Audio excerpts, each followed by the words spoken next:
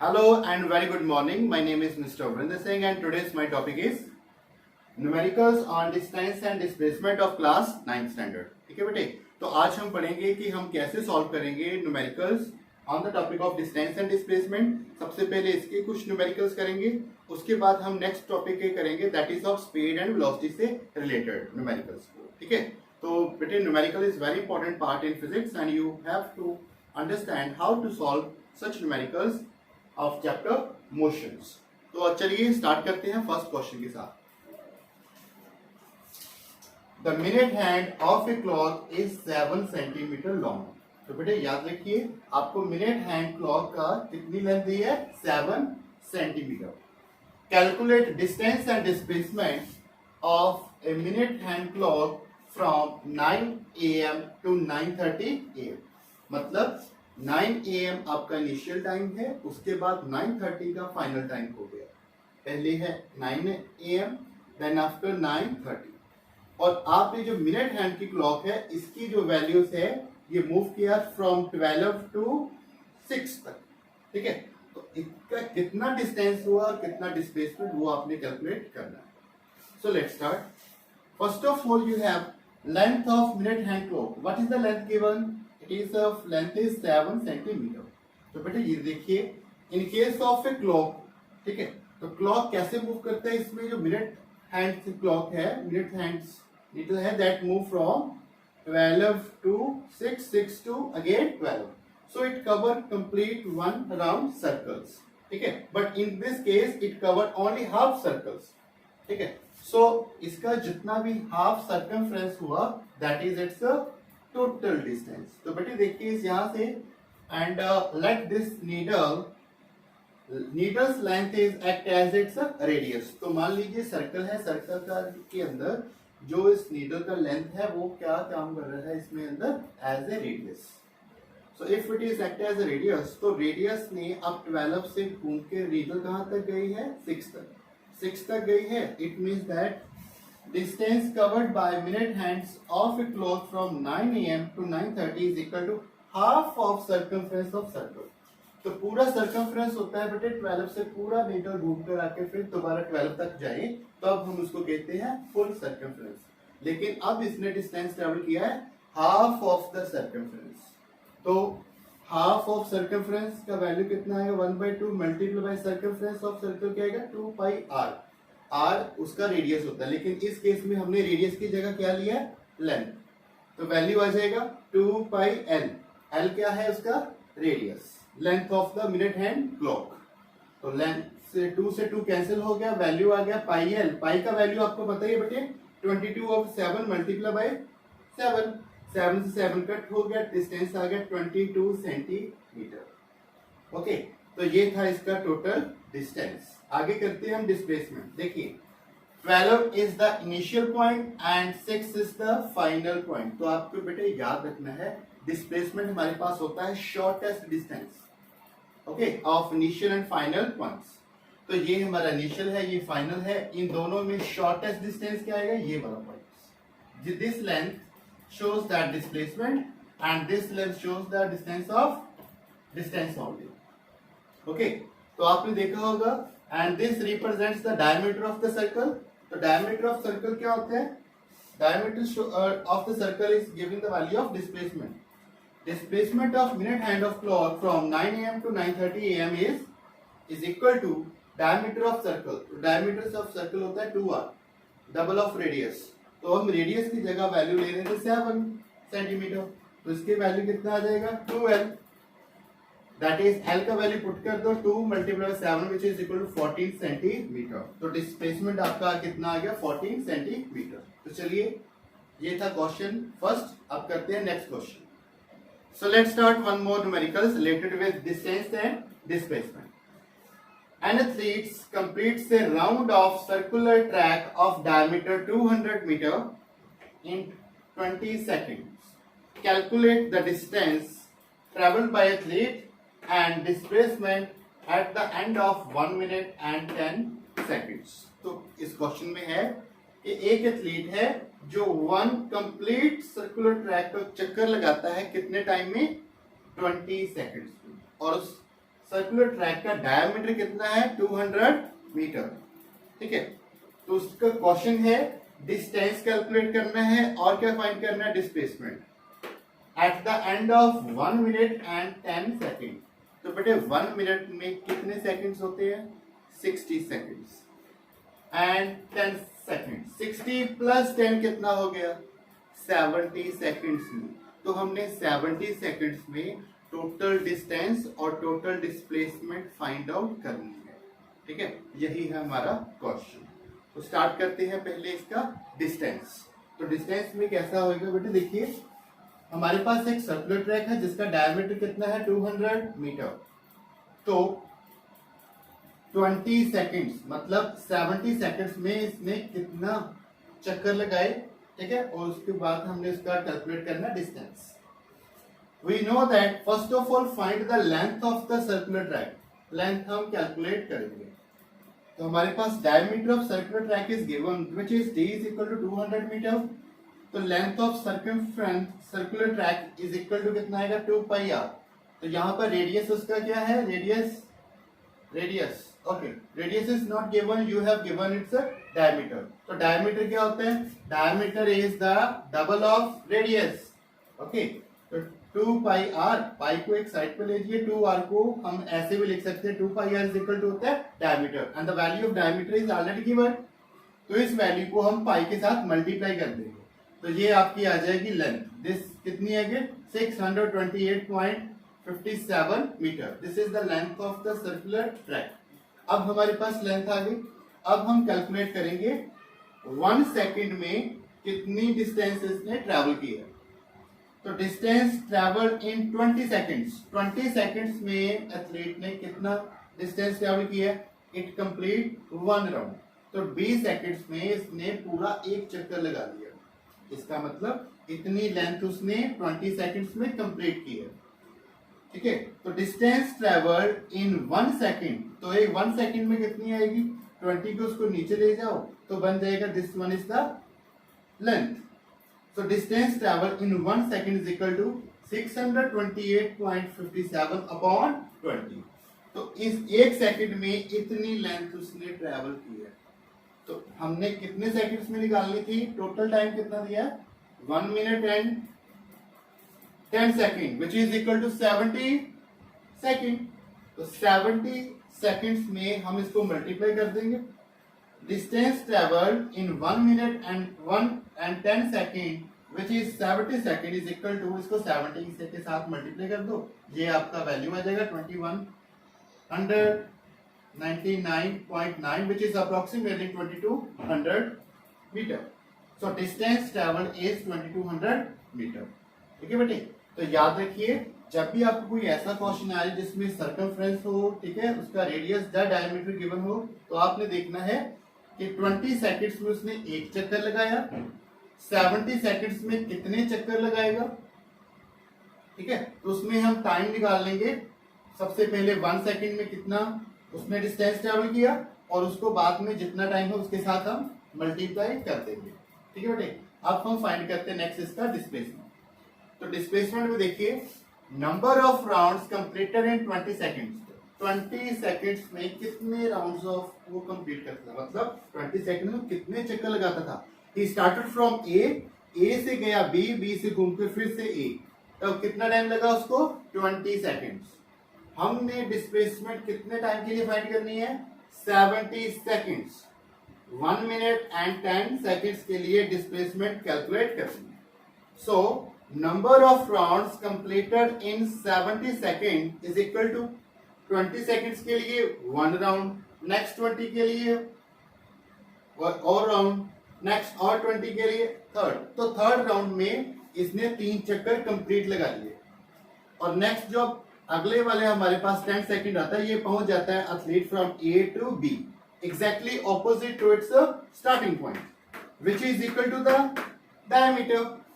तो in 3 rounds displacement कितनी होती है, 0, क्योंकि हमें पता है if the starting and the final point is for starting and final point displacement is 0, ठीक है। तो यहां से स्टार्ट किया, अगर वहां पर ही एथलीट वापस आ जाए तो डिस्प्लेसमेंट कितनी होती है, 0। because displacement is the shortest distance between initial and final points. तो हमारे पास पहले 3 राउंड्स के लिए डिस्प्लेसमेंट का वैल्यू आ गया 0. Displacement for half round of A 3, तो half round is equal to कितना होगा, which is equal to diameter of circular track. तो diameter of circular track which is 200 metre. ठीक है, तो 200 मीटर है, सो डिस्प्लेसमेंट भी कितनी आ गई 200 मीटर. ठीक है बेटे, चलिए स्टार्ट करते हैं next question. So let's start one more numericals related with distance and displacement. Find a distance and displacement of a rolling ball from A to B and then to C.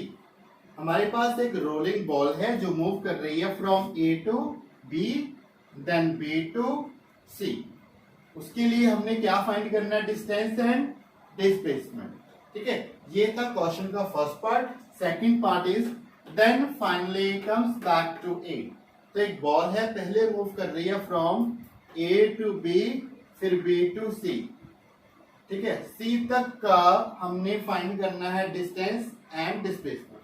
उसके बाद second part में बोल रहे हैं अगर वही ball दोबारा move कर ले फ्रॉम C to A, मतलब A to B और B to A, अगर वो दोबारा बैक टू A पर आ जाए, ठीक है, तब हमारे पास टोटल डिस्टेंस और डिस्प्लेसमेंट कितनी होगी वो हमने कैलकुलेट कर ली.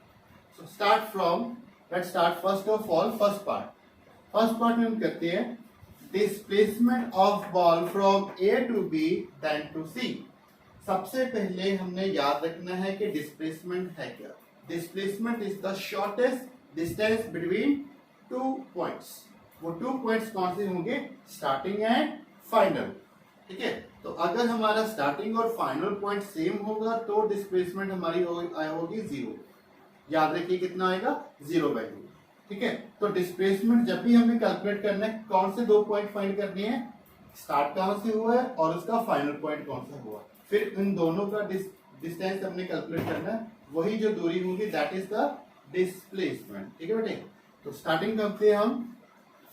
Okay, ball first of all reach from A to B और देन B to C. तो C हमारा कौन सा पॉइंट हुआ, फाइनल पॉइंट. तो हमने कौन सा अभी फाइंड करना है, this length. This length AC will give you the value of displacement.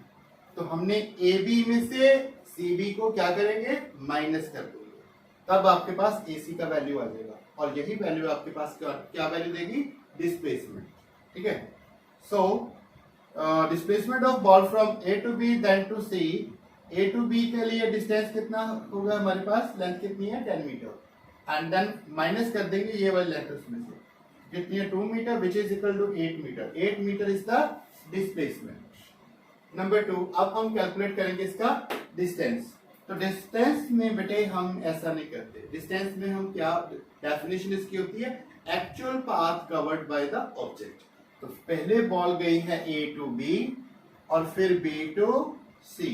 तो पहले A से B तक का डिस्टेंस कैलकुलेट करेंगे, फिर B से लेके C तक का. इसमें करेंगे हम ऐड, क्योंकि ये होगा एक्चुअल में बॉल ने इतना डिस्टेंस ट्रेवल किया है. ठीक है, so A to B distance कितना होगा 10 metre and B to C कितना होगा 2 मीटर. तो टोटल कितना हो गया 10 + 2 12 मीटर. तो distance of ball from A to B then to C is A plus B plus CB is equal to 10 + 2 which is 12 metre. ठीक है, तो ये हमारा फर्स्ट पार्ट कंप्लीट हो गया. अब पार्ट करते हैं इसका second. Then finally ball comes back to A. तो मतलब अगर एक बॉल है हमारी वो जा रही है फ्रॉम A to B फिर B to A. ठीक है, पहले बॉल जा रही थी A to B then B to C. ठीक है, अब ये कह रहा है कि अगर बॉल C पे ना रुके और दोबारा A पर ही आ जाए तब कितना डिस्टेंस और डिस्प्लेसमेंट होगा. मतलब बॉल गया from A to B and B to A.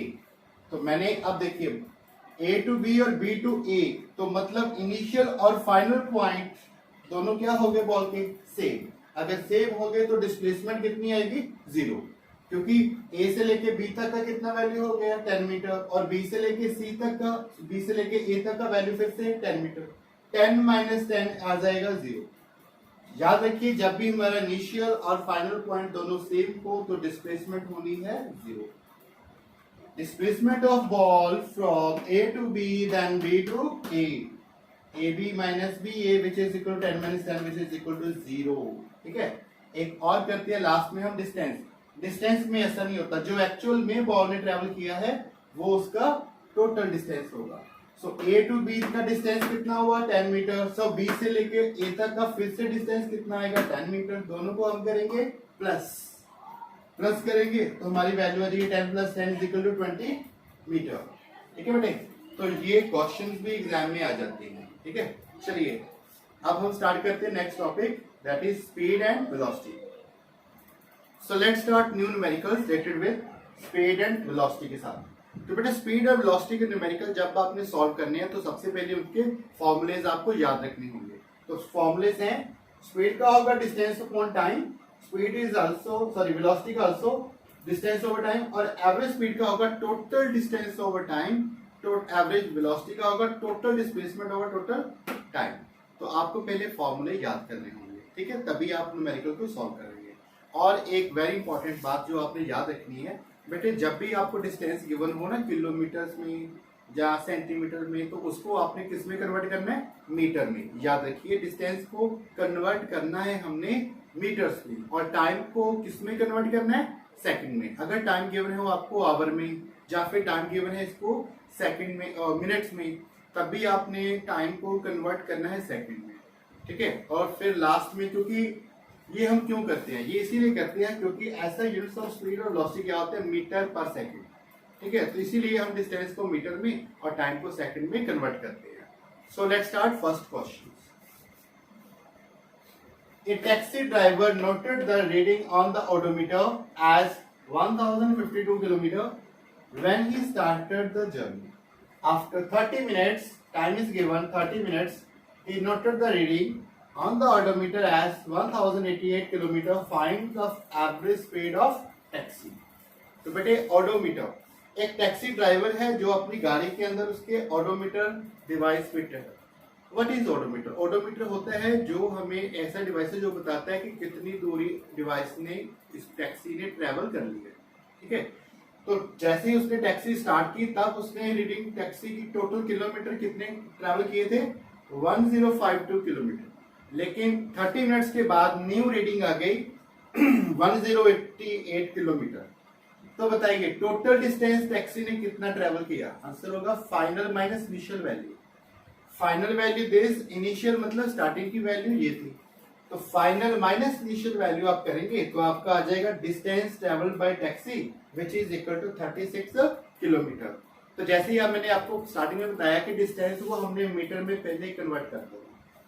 36 kilometre है तो इसको 1 किलोमीटर के में कितने मीटर्स होते हैं, 1 किलोमीटर कंसिस्ट 1000 मीटर. तो 36 को 1000 से मल्टीप्लाई किया, बन गया 36,000 metre. Okay, so let's start now. What is the time given? Time is given 30 minutes. 30 minutes है which is half an hour. तो you know that 1 hour consist how many second, 1 hour consists 60 minute multiple and 1 minute consists 60 second. So 1 hour 3600 second consist. Okay, तो 1 hour में कितने seconds होते हैं, 3600. 1 hour की value को आप यहाँ पुट कर दीजिए और इसको कैंसिल आउट करके वैल्यू कितना आ गया, टोटल टाइम इज 1800 सेकेंड. तो बेटे एवरेज स्पीड का फॉर्मूला क्या था, total distance over total time. Total distance कितना था, 36,000 मीटर, एंड टोटल टाइम कितना है आपको 1800 सेकेंड. दोनों को बेटे फॉर्मूला लिख के इसमें डिवाइड कर दो, कैंसिल करके 2 zeros और लास्ट में मल्टीप्लाई करके बन गया आपका 20 मीटर पर सेकेंड. ठीक है बेटे, तो ये थे आपका question. So let's start next question. So let's start some more questions related with the speed and velocity. Next question is, radio signal takes 1.27 seconds to reach Earth's surface from Moon. Calculate distance of Moon from Earth. Speed of signal is 3 to 10 to the power 8 meter per second. So within this question you have to calculate the distance between Earth and the Moon surface, and the given values you have time and velocity, that is speed given. Speed and time value given, you have to calculate distance. सबसे पहले बेटे आपने कौन सी value लिखनी है, जो given values होंगी, ठीक है। So time is given, speed is also given, so time and speed is given.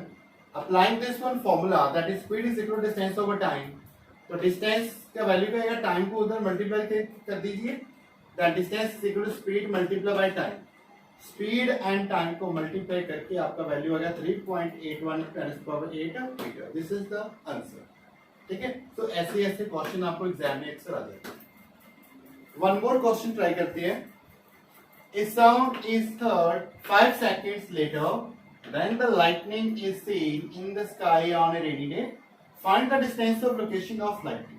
तो लोकेशन ऑफ लाइटनिंग का डिस्टेंस हमने कैलकुलेट करना है, फिर से डिस्टेंस कैलकुलेट करना है। टाइम हमें गिवन है 5 second, speed of sound is given 346 metre पर सेकेंड। तो सबसे पहले गिवन वैल्यूज हम नोट करेंगे, जो भी वैल्यूज हमें गिवन है वो लिखने के बाद फिर हम फॉर्मूला लगाएंगे, डिस्टेंस इज इक्वल टू होगा वेलोसिटी इनटू टाइम। वैल्यू को मल्टीप्लाई कीजिए, आपका डिस्टेंस आ जाएगा, ठीक है, 1730 मीटर। तो बेटे ये थे हमारे questions related with speed and velocity. और भी क्वेश्चंस करेंगे मेरी नेक्स्ट वीडियो में, हम सॉल्व करेंगे। Thank you.